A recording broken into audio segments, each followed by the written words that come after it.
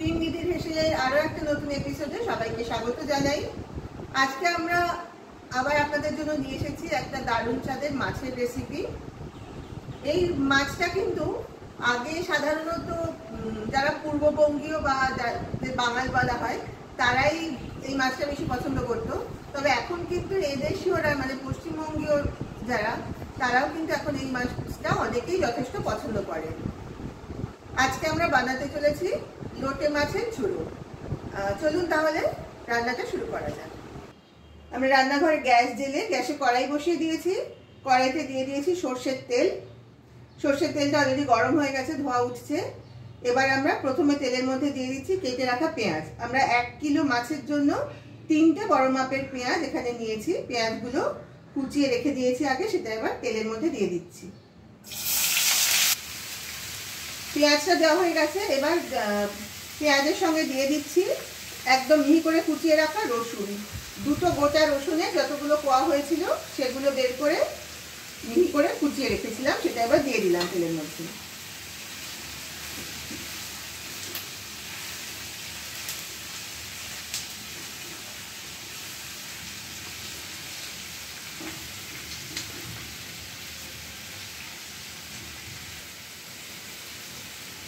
এবার আমরা কিন্তু আগে কেটে ধুয়ে রাখা লোটে মাছটা এই পেঁয়াজ রসুনের মধ্যে দিয়ে দিলাম। পেঁয়াজ রসুনটা কিন্তু আলাদা করে ভাজিনি, এগুলো তেলে দিয়ে একটু নেড়ে সঙ্গে সঙ্গে কিন্তু মাছটাও একসাথেই দিয়ে দিয়েছি।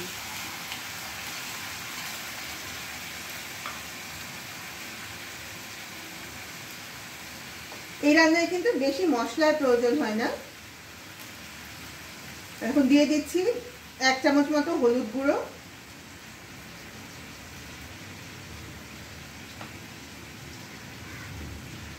এবার দিয়ে দিচ্ছি লঙ্কা বাটা। 1 চামচের একটু বেশি পরিমাণ লঙ্কা বাটা দিলাম, ছোট চামচে। তারপর দিয়ে দিচ্ছি এই 10টা মতো কাঁচা লঙ্কা চিড়ে রেখেছিলাম, সেটা এবার কড়াইতে দিয়ে দেব। এবার হাতা দিয়ে নেড়ে সবগুলো ভালোভাবে মিশিয়ে দেব।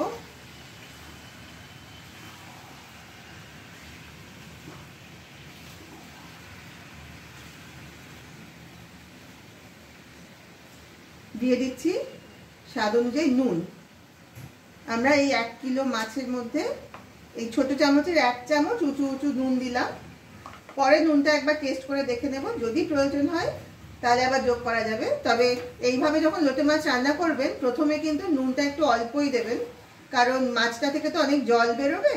জল বেরিয়ে টানানোর পরে মাছটা পরিমাণে অনেক কমে যাবে। আগে যদি বেশি নুন দিয়ে দেন তাহলে কিন্তু নুনটা বেশি হয়ে যেতে পারে পরে, সেই জন্য প্রথমে অল্প দেবেন, পরে নামানোর আগে দেখে নিয়ে প্রয়োজন হলে আরেকটু যোগ করে দেবেন। এবার ভালোভাবে সবকিছু হাতার সাহায্যে মিশিয়ে দেব। সব মশলাগুলো মাছের সঙ্গে মিশিয়ে দিয়েছি। আঁচটা মিডিয়াম টু হাইয়ে থাকবে। এই অবস্থায় এখন রেখে দেব, আবার 5 মিনিট বাদে এসে একটু নেড়ে দেব। এতে কিন্তু আর তেমন কিছু যোগ করতে হবে না। তবে দেখছেন তো মাছ থেকে অনেকটা জল বেরোচ্ছে, এই জলটা আরো বেরোবে। তারপরে আস্তে আস্তে জলটা শুকোতে হবে। এটি রান্নাটা করতে একটু সময় লাগবে। ওই 5-7 মিনিট পর পর এসে এটা একটু নেড়ে দিতে হবে। 5 মিনিট সময় পেরিয়ে গেছে, দেখুন মাছ থেকে কিন্তু অনেকটাই জল বেরিয়েছে। এবার আমরা একবার ভালো করে মাছটা নেড়ে দিচ্ছি। এই মাছটা কিন্তু একটা সমস্যা, এটা কিন্তু কড়াই নিচে লেগে যাওয়ার প্রবণতা থাকে, সেই জন্য একটু পরে পরে এটা নেড়ে দিতে হবে। মাছটা এমনিতেই নরম আর প্রচুর জল থাকে এতে, সেজন্য এটা কিন্তু রান্না করতে সময় লাগে। অনেক সময় নিয়ে আস্তে আস্তে করে জলটা টানিয়ে নিতে হয়। জলটা যতটা টানিয়ে নিতে পারবে তত কিন্তু মাছের স্বাদ ভালো হবে। এবারে আরো প্রায় 10 মিনিট সময় কিন্তু পেরিয়ে গেছে। দেখুন মাছের যে জলটা ছিল সেটা কিন্তু অনেকটাই শুকিয়ে এসেছে, কিন্তু এখনো এই যে নরম নরম ভাবটা যে রয়েছে এটার জন্য এখনো কিন্তু বেশ কিছুটা সময় ধরে মাছটাকে আরো কষাতে হবে। আর এই জলীয় ভাব যতটা আছে সেটা কিন্তু আরো শুকিয়ে ফেলতে হবে। আপনাদের আগেই বলেছি যত জলীয় অংশটা টানিয়ে নিতে পারবেন, তত কিন্তু মাছটা খেতে ভালো হবে। তবে এখানে আরেকটা কথা বলে দিই, আপনারা কিন্তু চাইলে এইভাবে মাছটা রান্না করার সময় খুব ছোট ছোট করে আলু কেটে এর সাথে মেশাতে পারেন, তাহলে আলুটা কিন্তু একদম গলে গিয়ে মাছের সাথে মিশে যাবে। আমরা কখনো কখনো আলু দিই, তবে আজকে আর দিলাম না। তবে আপনারা যদি পছন্দ করেন আলু খেতে, তাহলে কিন্তু অবশ্যই এর সাথে দিতে পারেন।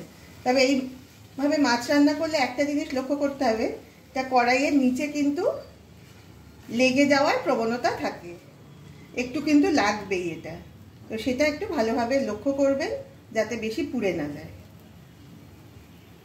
আরও প্রায় 10 মিনিট মতো সময় কেটে গেছে। আমি অবশ্যই এর মাঝে আরেকবার নেড়ে দিয়েছিলাম, সেটা আর আপনাদের দেখাইনি। দেখুন মাছের কিন্তু জলটা মোটামুটি টেনে গেছে। আর বেশিক্ষণ আঁচে বসিয়ে রাখলে কিন্তু মাছটা বেশি লেগে যাচ্ছে কড়াইতে, তারপর পুড়ে যেতে পারে। জলটা কিন্তু শুকিয়ে গেছে, কাজে আমার রান্নাও কিন্তু কমপ্লিট হয়ে গেছে। এবার শুধু নামানোর আগে আমি এখানে কিছুটা ধনেপাতা বেছে ধুয়ে রেখেছিলাম, ধনেপাতাটা মাছের মধ্যে দিয়ে দিলাম। এইবার একটু নেড়ে দেব, ধনেপাতাটা মাছের সাথে মিশিয়ে দেব ভালো করে।